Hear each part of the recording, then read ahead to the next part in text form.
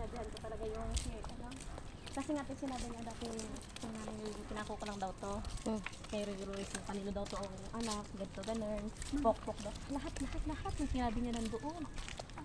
Lahat. Nura mo niya ako lahat. Basta yun. Muntik na tumamatay dahil sa nanay ni Rin. Ano to? Ano siya? Ano to? Kinakain man yan, pero hindi ko alam kung ano sa baka. Ano yan guys? Ayan?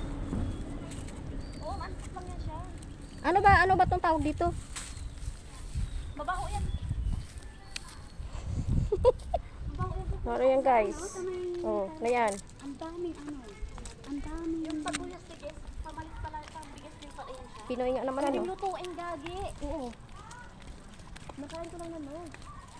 Sa Tarlac nang nakita mo ng mga wild. Ano pala yan ah?